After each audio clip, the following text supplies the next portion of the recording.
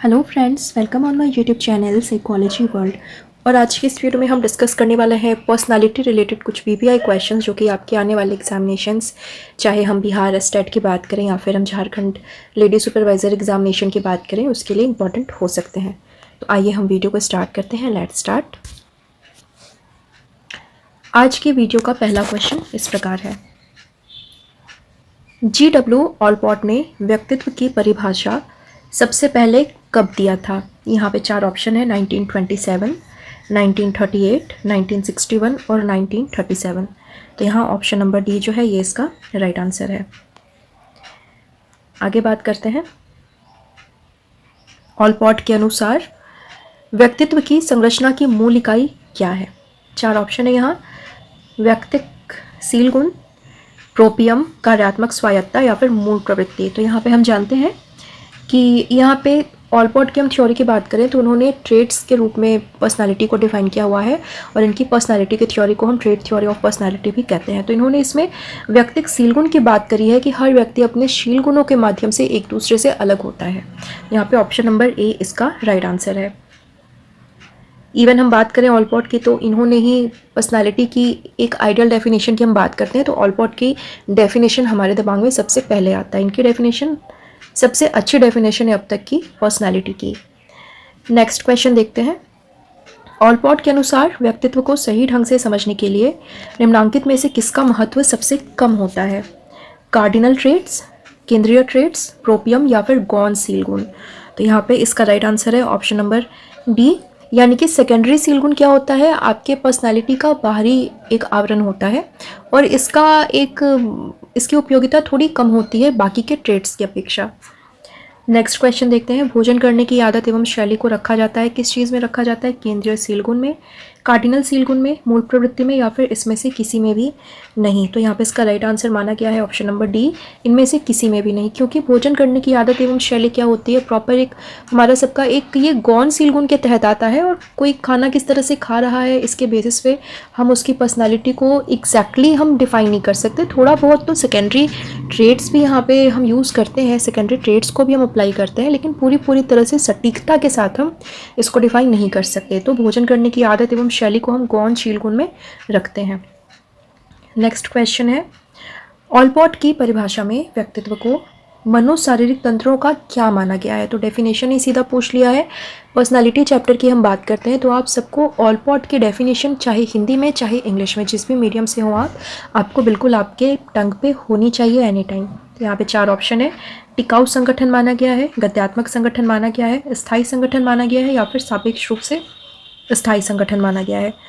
तो यहाँ पे इसका राइट आंसर है option number D. Next question देखते हैं। व्यक्तित्व के गत्यात्मक संगठन में निम्नांकित में से कौन सा सम्मिलित नहीं होता है? व्यवहार में परिवर्तन, मनोवृत्ति में परिवर्तन, व्यवहार में विसंगठन या फिर व्यवहार में अपूर्णता।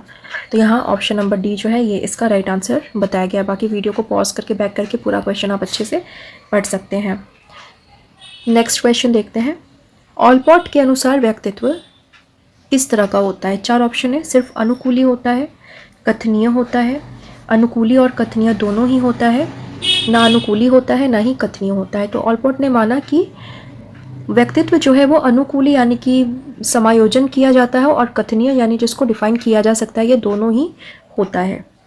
नेक्स्ट क्वेश्चन है, सेल्डन के अनुसार व्यक्तित्व के प्रमुख प्रकार कितने हैं? इन्होंने कितने टाइप्स में, इनकी सेल्डन की थ्योरी टाइप थ्योरी के नाम से हम जानते हैं और इन्होंने व्यक्तित्व के 3 प्रकार बताए हुए थे, एक्टोमर्फी, मेसोमर्फी एंड एंडोमर्फी, और सबकी अपनी एक फिजिक थी और उसके बेसिस पे उसकी क्वालिटीज़ थी। तो यहाँ पे option number A is the right answer. Next question देखते हैं। एक्टोमर्फी प्रकार के व्यक्तित्व की चित्त प्रकृति को क्या कहा जाता है? तो इस तरह के क्वेश्चंस काफ़ी ज़्यादा पूछ लिए जाते हैं, तो आपको टेम्परामेंट को भी पढ़ना है, क्या शेल्डन का क्लासिफिकेशन था, साथ में किसको उन्होंने किस टेम्परामेंट में रखा हुआ है। तो यहाँ पे एक्टोमर्फी को किस टेम्परामेंट में रखते हैं? तो यहाँ पे ये इसका राइट आंसर है इसमें से कोई भी नहीं, क्योंकि एंडोमर्फी, मेसोमर्फी और एक्टोमर्फी जो है ये इनका दिया हुआ ही क्लासिफिकेशन है। तो यहाँ पे टेम्परामेंट के बारे में यहाँ पे दिया ही नहीं है ऑप्शन में, इसलिए ऑप्शन नंबर डी यहाँ इसका राइट आंसर होगा। एक क्वेश्चन आप सभी व्यूवर्स के लिए कि अगर आपको पता है कि एक्टोमर्फी का टेम्परामेंट क्या होता है तो आप कमेंट करके फटाफट से बताइए। और एक चीज़ और मैं यहाँ बता दूँ कि मेरे पास बहुत दिन से, काफ़ी टाइम से लेडी सुपरवाइज़र के लिए भी रिक्वेस्ट आ रही है कि उसके लिए भी मैं वीडियो अवेलेबल करवाऊँ। तो मैंने सिलेबस अपलोड किया हुआ है। आप सभी जिन्होंने भी जेपीएससी लेडी सुपरवाइज़र का फॉर्म फिलअप किया हुआ है, आप सिलेबस देखेंगे तो पाएंगे कि कुछ कॉमन टॉपिक्स हैं जो कि मैं अभी करवा रही हूँ, वो आपके लिए भी हेल्पफुल है। चाहे हम क्वेश्चनिंग की बात करें या फिर हम साइकोलॉजिकल टर्म्स की बात करें, तो आपको उसको भी पढ़ना है। उसमें कुछ चीज़ें अलग से दी हुई हैं, तो उसको भी हम आगे करेंगे, लेकिन तब तक आप जो चीज़ें अवेलेबल है उसको भी आप करिए। और मैंने अलग से जेपीएससी लेडी सुपरवाइज़र के लिए अलग से प्लेलिस्ट बना दी हुई है आपकी सुविधा के लिए। आप प्लेलिस्ट में जा कर के देख लीजिएगा, और उसमें मैं जो भी रिलेटेड वीडियोज़ हैं उसको मैं वहाँ पे अपलोड कर दूँगी। ये वीडियो भी इवन लेडी सुपरवाइज़र और एस्टेट ही क्यों, साइकोलॉजी से किसी भी एग्ज़ाम की आप तैयारी कर रहे हैं, चाहे आप एंट्रेंस एग्ज़ाम की तैयारी करें, किसी भी एग्ज़ाम की तैयारी करें, ये सारे वीडियोस आपके लिए हेल्पफुल है ही है, क्योंकि हर एग्ज़ाम में ये सारे टॉपिक्स आपके रहते ही रहते हैं। नेक्स्ट क्वेश्चन देखते हैं। निम्नांकित व्यक्तित्व मापनियों में से कौन सा एक सीलगुण एवं प्रकार दोनों ही उपागमों का प्रतिनिधित्व करता है? यानी कि ऐसा कौन सा मापन है जो कि ट्रेट को भी बताता है और टाइप को भी बताता है? तो यहाँ पे 4 ऑप्शन है, EPPS, MMPI, EPQ और EPI। यहाँ इसका राइट आंसर है ऑप्शन नंबर सी, यानी कि EPQ। EPQ क्या है? फिजिक को भी बताता है, type as a type theory भी हम यूज़ करते हैं, और एज अ ट्रेट थ्योरी भी हम इसको यूज़ करते हैं। और यहाँ पे आप सभी व्यूवर्स के लिए क्वेश्चन है, जितनी ज़्यादा प्रैक्टिस करेंगे उतना आप लर्न करेंगे। EPPS फुल फॉर्म क्या होता है आपको कमेंट करके लिखना है। MMPI का फुल फॉर्म, EPQ का फुल फॉर्म और EPI का फुल फॉर्म क्या होता है, ये सब आपको कमेंट करके लिखना है अगर आपको आता है तो। नहीं आता है तो आप सर्च करिए इसको और अपना एक अलग से नोट्स बनाते हुए चलिए फुल फॉर्म के लिए। नेक्स्ट है, जिन व्यक्तियों का शरीर नाटा, मोटा एवं चित्त प्रकृति साइक्लोइड होता है उन्हें किस में रखा जाता है? एस्थेनिक, एथलेटिक, पिकनिक टाइप या फिर डिस्प्लास्टिक टाइप? तो यहाँ पे ध्यान रखना है कि शेल्डन का क्लासिफिकेशन 3 भागों में बटा था। ये क्रेसमर के क्लासिफिकेशन से क्वेश्चन आया हुआ है। क्रेसमर ने अपनी टाइप थ्योरी को 4 पार्ट्स में डिवाइड किया हुआ है, जो कि ये 4 प्रकार बताए हुए हैं। और इसमें से क्वेश्चन पूछा हुआ है कि मतलब जो लोग छोटे मोटे नाटे होते हैं और जिनका जो टेम्पेरामेंट है साइक्लोइड होता है, उनको इसमें से किस ग्रुप में रखा जाता है? तो यहाँ पे इसका राइट आंसर है ऑप्शन नंबर सी, यानी कि पिकनिक टाइप। एस्थेनिक कौन से होते हैं? बहुत पतले दुबले लंबे होते हैं। और एथलेटिक, इनके मसल्स पुस्ट होते हैं, मीन्स इनके शरीर का अनुपात सही होता है, रेशियो जो है वो परफेक्ट होता है। और डिस्प्लास्टिक क्या है? इन तीनों का मिश्रण डिस्प्लास्टिक कहलाता है। आगे देखते हैं, रोसार्क परीक्षण की किस अनुक्रिया वर्ग से बुद्धि परावर्तित होती है? मीन्स यहाँ पे आपने अगर आरटी को किया होगा तो आप जानते होंगे कि बेसिकली इसमें रिस्पॉन्सेज जो है वो अल्फ़ाबेट्स में लिखे जाते हैं। तो किसके द्वारा, किस अल्फ़ाबेट के द्वारा बुद्धि का पता चलता है? तो यहाँ पे इसका राइट ऑप्शन है ऑप्शन नंबर बी, यानी कि W। जब हम W कैपिटल लेटर में लिखते हैं W, तो यहाँ पे इससे हमें पता चलता है कि उसमें बुद्धि का लेवल क्या है। आगे है, सेल्डन के अनुसार एक नॉर्मल पर्सनालिटी को व्यक्त किया जाता है। 4 ऑप्शन। अधिकतर व्यक्तियों में अंतर्मुखता तथा बहिर्मुखता दोनों ही गुण पाए जाते हैं। इसे मनोवैज्ञानिकों ने एक विशेष संज्ञा दिया है और वह है अंतर्मुखी, बहिर्मुखी, उभयमुखी, चिंतन बहिर्मुखी या फिर चिंतन अंतर्मुखी। तो यहाँ पे ऑप्शन नंबर बी, एम्बीवर्ट, यानी कि उभयमुखी, इसका राइट आंसर है। इसमें दोनों की क्वालिटीज़ होती हैं। नेक्स्ट है, H.J. आइजेंक के अनुसार स्नायु विकृति के दूसरे ध्रुव का नाम है। मीन्स यहाँ पे डायमेंशन पूछा है। आइजेंक की थ्योरी आपने पढ़ी होगी तो डायमेंशन के बारे में आपको पता होगा।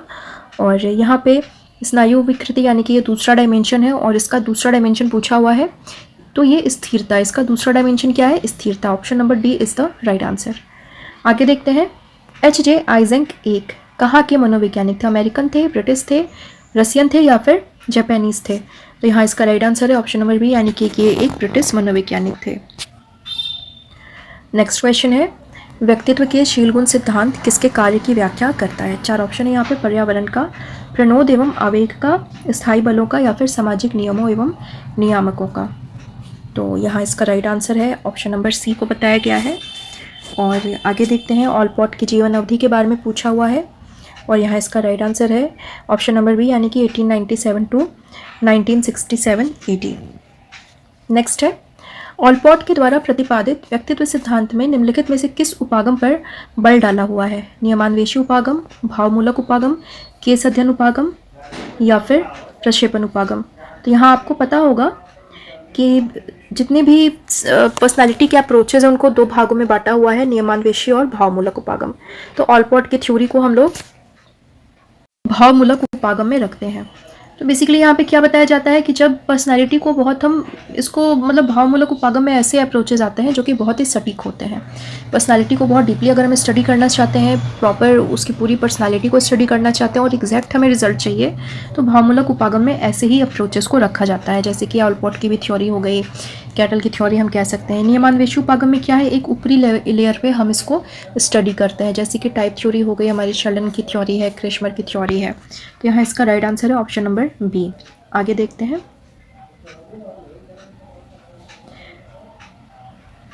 ऑलपॉट के अनुसार प्रोपियम के विकास के कितनी अवस्थाएं हैं? तो यहाँ पे बताया गया है 3 अवस्थाएं, 5 अवस्थाएं, 7 अवस्थाएं या फिर 9 अवस्थाएं। तो ऑप्शन नंबर सी इसका राइट आंसर है, यानी कि प्रोपियम के 7 अलग अलग स्टेजेस हैं। आगे देखते हैं। ऑलपॉट के कार्यात्मक स्वायत्ता का सबसे अधिक विरोध किया गया था, किसके द्वारा किया गया था? 4 ऑप्शन है, सिगमंड फ्रायड के द्वारा, मर्रे के द्वारा, आइजेंक के द्वारा या फिर कैटल के द्वारा। यहाँ पे ऑप्शन नंबर है, यानी कि सिगमंड फ्रायड ने इसको बहुत ज़्यादा इसको क्रिटिसाइज़ किया, बहुत ज़्यादा इसका विरोध किया था। नेक्स्ट है, ऑलपॉट के अनुसार परिपक्व और परिपक्व व्यक्तित्व बाल्यावस्था के व्यक्तित्व का क्या होता है? 4 ऑप्शन है यहाँ पे। एक उन्नत रूप होता है, कार्यात्मक निरंतरता होती है, कार्यात्मक विस्तार होता है या फिर कार्यात्मक खंडन होता है। तो यहाँ इसका राइट आंसर है ऑप्शन नंबर सी, यानी कि एक कार्यात्मक विस्तार होता है। परिपक्व अपरिपक्व है पर्सनालिटी, मतलब अभी वो डेवलपिंग स्टेज में है। नेक्स्ट है, किसने कहा है जैसे जैसे व्यक्ति परिपक्व होता है भूत से संबंध टूटता जाता है? कैटल ने, ऑलपॉट ने, आइजेंक ने या फिर गिलफोर्ड ने? मीन्स जैसे जैसे परिपक्वता आती है, मैच्योरिटी आती है, व्यक्ति क्या होता है, प्रैक्टिकल होना स्टार्ट करता है, सपनों की दुनिया से बाहर आता है, अपने भूतकाल से बाहर आता है, अपने वर्तमान पर फोकस करता है। तो ये स्टेटमेंट किसने दिया था? तो ऑप्शन नंबर बी है, ऑलपॉट के द्वारा ये दिया हुआ स्टेटमेंट है। नेक्स्ट क्वेश्चन है, व्यक्तित्व शोध के क्षेत्र में ऑलपॉट ने जिस उपागम को पसंद किया है उसे कहा जाता है? भावमूलक उपागम, नियमान्वेषी, दार्शनिक या फिर आशावादी? ऑप्शन नंबर ए, यानी कि भावमूलक उपागम के ये प्रशंसक रहे हैं और उसी व्यू में इन्होंने अपना एक व्यू पॉइंट दिया, अपना एक अप्रोच दिया हुआ है। तो option number A is the right answer. Next question है, कैटल के अनुसार व्यक्तित्व की मूल इकाई निम्नांकित में से कौन है? स्रोतशील गुण, सतहीशील गुण, गत्यात्मक गुण या फिर क्षमताशील गुण? यहाँ पे ऑप्शन नंबर ए जो है स्रोतशील गुण कैटल का, ये इसका राइट आंसर है। और कैटल की थ्योरी को जब हम देखते हैं तो इन्होंने 2 भाग में ट्रेड्स को डिवाइड किया है, स्रोतशील गुण यानी कि सरफेस ट्रेड्स एंड आपका सोर्स ट्रेड्स, और उसके बेसिस पर उन्होंने व्यक्तित्व को डिफाइन किया हुआ है। मूल इकाई की हम बात करें तो सोर्स ट्रेड्स जो है यानी कि स्रोतशील गुण जो है उस पर इन्होंने ज़्यादा फोकस किया हुआ है, यानी वो डीप लेयर है पर्सनालिटी की, और सरफेस लेयर जो है या फिर सरफेस ट्रेड जो है वो पर्सनालिटी का एक बाहरी लेयर है। नेक्स्ट क्वेश्चन है, कैटल के व्यक्तित्व सिद्धांत के प्रतिपादन का आधार है? 4 ऑप्शन है, बहुचर विश्लेषण, कारक विश्लेषण, बहु अमूर्त प्रसरण विश्लेषण या फिर अंतर्वस्तु विश्लेषण? इसका राइट आंसर है ऑप्शन नंबर बी, यानी कि कारक विश्लेषण। फैक्टर एनालिसिस को यूज करके कैटल ने अपनी थ्योरी को 16 PF को उन्होंने दिया हुआ है। नेक्स्ट है, कैटल के अनुसार गत्यात्मक शील गुणों की उत्पत्ति होती है टी डेटा से, एल डेटा से, क्यू डेटा से या फिर आर डेटा से? किससे होती है? तो यहाँ पे इसका राइट आंसर बताया गया है ऑप्शन नंबर ए, यानी कि टी डेटा। नेक्स्ट है, व्यक्तित्व के सिद्धांत जिसे ऑलपॉट ने प्रतिपादित किया था उसमें ऑलपॉट ने किस चीज़ पर बल डाला है? ऑप्शन को भी ध्यान से देखिएगा, कई बार ऐसा होता है कि हमें आते हुए भी हम गलत करके आ जाते हैं। क्यों? क्योंकि हमारे दिमाग में तो आंसर होता है लेकिन उससे मिलती जुलती कोई दूसरी चीज़ जब आ जाती है तो हमारे सामने कन्फ्यूज़न क्रिएट हो जाता है सही आंसर को रिकॉग्नाइज करने के लिए। इसीलिए ऐसे MCQs की प्रैक्टिस करना बहुत ही ज़रूरी है, जिससे कि आप क्वेश्चन के साथ साथ आपको ऑप्शन पर भी अच्छे से कॉन्सेंट्रेट करने की ज़रूरत है। और यहाँ पे नेक्स्ट है, भावमूलक उपागम, संज्ञानात्मक उपागम या फिर मानवतावादी उपागम? तो यहाँ पे इसका राइट आंसर है ऑप्शन नंबर बी, यानी कि इन्होंने भावमूलक उपागम पर फोकस किया था। नेक्स्ट है, भायोला द्वारा बतलाए गए व्यक्तित्व प्रकार में किसे नहीं रखा जा सकता है? यहाँ पे 4 ऑप्शन दिया हुआ है एंड यहाँ पे ऑप्शन नंबर डी जो है नॉर मैक्रोस्पाल्निकिक, ये इसका यहाँ पे राइट आंसर बताया गया है। नेक्स्ट है, कार्यात्मक स्वायत्ता का संबंध व्यक्ति के किस चीज़ से होता है? मनोवृत्ति से, भाव से, अभिप्रेरणा से या फिर संवेग से? ऑप्शन नंबर सी यानी कि अभिप्रेरणा जो है ये इसका राइट आंसर बताया गया है। नेक्स्ट है MMPI के व्यक्तिक प्रारूप में यानी स्टार्टिंग के प्रारूप में 550 एकांश हैं, जबकि उसके समूह प्रारूप में कितने एकांश बताए गए हैं। तो आप पर्सनालिटी स्केलिंग से भी क्वेश्चंस पूछे जाते हैं, किसी भी स्केल को पढ़िए, चाहे आप प्रोजेक्टिव टेक्निक्स को पढ़ें या फिर आप इन्वेंटरीज को पढ़िए, उसके बारे में कंप्लीट पढ़िए कि कितने उसमें आइटम्स हैं, किस किस डायमेंशन को मापा जाता है, इसके बाद में वो किस किस क्षेत्र को मापता है, किस चीज़ को नहीं मापता है। इस तरह के क्वेश्चन भी आपसे कई बार पूछ लिए जाते हैं। तो यहाँ इस क्वेश्चन का राइट आंसर है ऑप्शन नंबर डी यानी 550।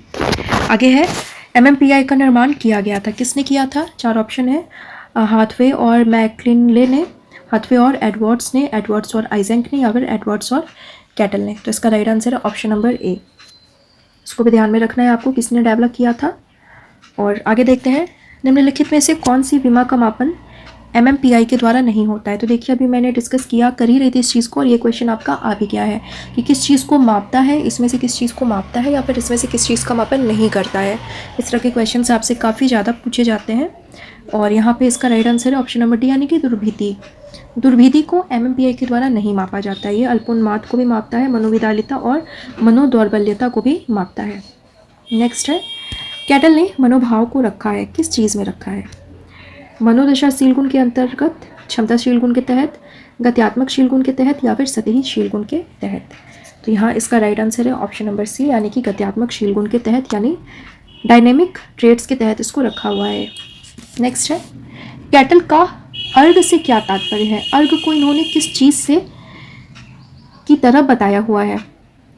4 ऑप्शन दिया हुआ है यहाँ पे, एक सतहीशील गुण है, एक स्रोतशील गुण है, एक पर्यावरणीय शील गुण है, या फिर ये एक जन्मजात मनोदैहिक स्रोतशील गुण है। तो यहाँ इसका राइट आंसर है ऑप्शन नंबर डी।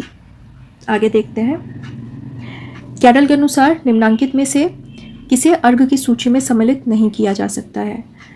उत्सुकता, यौन, भूख और अनुमोदन। तो यहाँ पे इसका राइट आंसर है ऑप्शन नंबर डी, अनुमोदन। क्योंकि जब हम यहाँ देखते हैं कि अर्ग क्या है, एक जन्मजात मनोदैहिक स्रोतशील गुण है, तो बेसिकली उसी तरह से एक हम कह सकते हैं कि एक बाय बर्थ प्रवृत्ति है। यहाँ पे हम देखते हैं कि उत्सुकता, यौन और भूख ये भी बाय बर्थ हमारा टेंडेंसी है, लेकिन अनुमोदन क्या है, एक सोशल टेंडेंसी जो कि हम सीखते हैं। इसीलिए यहाँ पे अर्ग में डी को सम्मिलित नहीं किया जा सकता है। नेक्स्ट है, कैटल के अनुसार अर्ग मनोभाव तथा मनोवृत्ति एक दूसरे से किस नियम से संबंधित होते हैं। सहायता का नियम, प्रवणता का नियम, संयोजन का नियम, या फिर साहचर्य का नियम। यहाँ इसका राइट आंसर है ऑप्शन नंबर ए यानी कि सहायता का नियम। आगे देखते हैं, आइजेंक के अनुसार मनोविक्षिप्तता में वे सारे गुणों को रखा जाता है जो मन स्नायु विकृति में होते हैं, मनोविकृति में होते हैं, मनोदैहिक विकृतियों में होते हैं, और इनमें से एक में ना होकर सभी में होते हैं। तो आइजेंक ने क्या बताया है, ऑप्शन नंबर डी को बताया है कि मनोविक्षिप्तता में ये सभी चीज़ें होती हैं। नेक्स्ट है, MMPI वैधता मापने का उद्देश्य है। क्या उद्देश्य है इसका। परीक्षण की वैधता का पता लगाना, नहीं। अनुक्रिया पूर्वाग्रहों का पता लगाना, विभिन्न तरह के रोगात्मक शील गुणों का पता लगाना, या फिर सामाजिक अंतर्मुखता का पता लगाना। तो यहाँ पे ऑप्शन नंबर बी जो है ये इसका राइट आंसर है। नेक्स्ट है, जिस व्यक्तित्व परीक्षण में व्यक्तित्व का मापन शाब्दिक एकांशों के प्रति दिए गए उत्तरों के आधार पर होता है उसे कहा जाता है। क्या कहा जाता है। वस्तुनिष्ठ माप, प्रक्षेपी माप, आत्मनिष्ठ माप, या फिर जांच सूची। यह इसका राइट आंसर है ऑप्शन नंबर ए यानी कि इसको वस्तुनिष्ठ माप कहा जाता है। यानी कि ये एक बहुत ही मीन्स यहाँ पे इसकी एक्यूरेसी ज़्यादा होती है। आगे है, व्यक्तित्व को मापने के लिए कभी कभी व्यक्तित्व के सामने असंरचित उद्दीपक परिस्थिति रखा जाता है। ऐसे माप को क्या कहा जाता है। वस्तुनिष्ठ माप, प्रक्षेपीय माप, आनुभाविक माप, या फिर आत्मनिष्ठ माप। तो इसको क्या कहा जाता है, प्रक्षेपीय टेक्निक्स, प्रोजेक्टिव टेक्निक्स कहा जाता है, जिसमें कि सीधे सीधे पर्सनालिटी को बाहर लाने के लिए क्या किया जाता है कि कुछ असंरचित तत्वों को यूज़ करके, उपयोग करके, और पर्सनालिटी ट्रेट्स को बाहर निकाला जाता है। नेक्स्ट है, निम्नांकित में से किनके सिद्धांत को सीलगुण सिद्धांत में नहीं रखा जा सकता। ऑलकॉट, आइजेंक, कैटल और शेल्डन। यहाँ शेल्डन की थ्योरी क्या है, टाइप थ्योरी। ये ट्रेड थ्योरी में नहीं रखी जा सकती। इसके बाद आगे है बेल समायोजन आविष्कारिका में विद्यार्थी फॉर्म द्वारा समायोजन के विभिन्न प्रकारों में से कौन सा प्रकार का मापन नहीं होता है। बेल की एडजस्टमेंट थ्योरी में 4 अलग अलग क्षेत्रों का मापन किया जाता है, जिसमें से कि एक नहीं है। क्या नहीं है? ऑप्शन है यहाँ पे गृह समायोजन, स्वास्थ्य समायोजन, सांवेगिक समायोजन या फिर स्कूल समायोजन। तो ऑप्शन नंबर डी यहाँ पे इसका राइट आंसर है। बेल समायोजन आविष्कारिका के व्यावसायिक फॉर्म में समायोजन के निम्नांकित प्रकारों में से कौन सा प्रकार किस प्रकार का मापन नहीं होता है। यहाँ भी सेम क्वेश्चन ही पूछा हुआ है। तो आगे बढ़ते हैं, नेक्स्ट क्वेश्चन देखते हैं। 16 PF व्यक्तित्व पर्सनालिटी में असर्टिव हम्बल का अक्षर संकेत होता है, किससे डिनोट किया जाता है इसको। और यहाँ 4 ऑप्शन बताया गया है, A, O, E या फिर F। तो यहाँ पे इसको E से डिनोट किया जाता है। नेक्स्ट है, फ्रैड के अनुसार व्यक्तित्व विकास का सबसे महत्वपूर्ण अवधि क्या होती है। जन्म से लेकर 5-6 साल, 5-6 साल से तरुणावस्था, किशोरावस्था या फिर वयस्कावस्था। तो यहाँ पे इसका राइट आंसर बताया गया है ऑप्शन नंबर ए, यानी कि जन्म से लेकर के 5 से 6 साल तक की स्टेज को फ्रैड ने बहुत ज़्यादा इंपॉर्टेंट माना है, क्योंकि उस एज में बच्चे के साथ जैसा ट्रीट किया जाता है, बड़े होकर के उसकी पर्सनैलिटी वैसे ही डेवलप होती है। तो इस एज का बहुत ज़्यादा इंपॉर्टेंस है। नेक्स्ट है, आइजेंक व्यक्तित्व पर्सनैलिटी क्वेश्चनायर द्वारा कई तरह के व्यक्तित्व के विमाओं का मापन होता है, और निम्नांकित में से कौन सा विमा का मापन इसके द्वारा नहीं होता है। तो आइजेंक से पूछा हुआ है अंतर्मुखता, बहिर्मुखता, स्नायु विकृति, मनोविकृति या फिर आशंका। तो ऑप्शन नंबर डी यहाँ इसका राइट आंसर है। ये तीनों का मापन होता है, इसका मापन नहीं होता। नेक्स्ट है, शब्द साक्षारी परीक्षण एक तरह का क्या है। परीक्षण है, विधि है, प्रक्षेपीय टेक्निक है, रेटिंग विधि है या फिर इन्वेंट्रीज है। तो ये एक तरह का प्रोजेक्टिव टेक्निक है। आप सभी व्यूवर्स के लिए क्वेश्चन है कि WAT को किसने डेवलप किया था, वर्ड एसोसिएशन टेस्ट को किसके द्वारा डेवलप किया गया था। नेक्स्ट है, रोसार्क परीक्षण में निम्नलिखित कार्ड संख्या में से कौन सा रंगीन कार्ड नहीं होता है। तो यहाँ पे क्या होता है, टोटल 10 कार्ड होते हैं, जिसमें से कि कुछ कलरफुल होते हैं, कुछ थोड़े से ब्लैक एंड व्हाइट होते हैं, कुछ बिल्कुल 2 कलर में होते हैं। तो यहाँ वही क्वेश्चन पूछा है, कार्ड संख्या कौन सी कार्ड संख्या में कलर नहीं होता है। 4 ऑप्शन दिया हुआ है यहाँ पे, और ऑप्शन नंबर सी यानी कि कार्ड संख्या 4 को हम देखेंगे तो ब्लैक एंड व्हाइट सा वहाँ पे हमें एक धब्बा दिखाई देता है। नेक्स्ट है, हर्मन रोसार्क एक अमेरिकन मनोवैज्ञानिक थे, अमेरिकन मनोचिकित्सक थे, स्विस मनोवैज्ञानिक थे या फिर स्विस मनोचिकित्सक थे। तो ये क्या थे, ये स्विस मनोचिकित्सक थे, और इन्होंने अपना ये जो RT टेस्ट जो डेवलप किया, ये मेंटल पेशेंट के ऊपर में इन्होंने डेवलप किया था। नेक्स्ट है, लेविन के द्वारा प्रतिपादित व्यक्तित्व के सिद्धांत में व्यक्ति को माना गया है। 4 ऑप्शन है यहाँ पे, समजातीय, विसमजातीय, अंशतः समजातीय एवं अंशतः विसमजातीय या फिर एक अमूर्त। तो लेविन की थ्योरी क्या कहती है, लेविन की थ्योरी ये बताती है कि व्यक्ति क्या है, एक विसमजातीय, इसको बताया गया है। और नेक्स्ट क्वेश्चन देखते हैं, पर्सन और पी का प्रत्यक्षणात्मक पेशीय क्षेत्र आंतरिक व्यक्ति क्षेत्र क्या होता है। इससे घिरा होता है, इसको घेरे रखता है, इससे नीचे होता है या फिर इसके ऊपर होता है।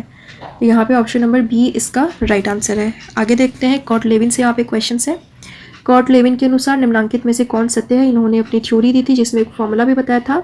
इसमें से फॉर्मूला पूछा हुआ है कि कॉट लेविन की थ्योरी के अकॉर्डिंग कौन सा फॉर्मूला सही है। तो ऑप्शन नंबर बी यानी कि L = P+E जो है इसको यहाँ पे करेक्ट बताया गया है। नेक्स्ट है, लेविन के सिद्धांत में बाह्य वातावरण या आवरण तथा मनोवैज्ञानिक वातावरण के बीच की सीमा रेखा क्या होती है। प्रवेश होती है, अप्रवेश होती है, मूर्त होती है या फिर अमूर्त होती है। तो ऑप्शन नंबर ए यानी कि प्रवेश होती है, इसको यहाँ पे राइट आंसर बताया गया था। इन्होंने स्पेस थ्योरी भी दी हुई थी, कॉट लेविन का बहुत ही इंपॉर्टेंट कॉन्सेप्ट है। और आगे देखते हैं, जब जीवन समष्टि के 2 या 2 से अधिक क्षेत्र आपस में अंतःक्रिया करते हैं तो इसे क्या कहा जाता है। घटना, मनोवैज्ञानिक तथ्य, संचार या फिर गमन। यहाँ इसका राइट आंसर बताया गया है ऑप्शन नंबर ए यानी कि घटना। आगे है, लेविन के अनुसार व्यक्तित्व की गति की व्याख्या कई कारकों से की गई है और निम्नांकित में से किसे उस सूची में नहीं रखा जा सकता। ऊर्जा, तनाव, आवश्यकता या फिर अभिप्रेरक। तो यहाँ इस क्वेश्चन का राइट आंसर बताया गया है ऑप्शन नंबर डी यानी कि अभिप्रेरक। आगे देखते हैं,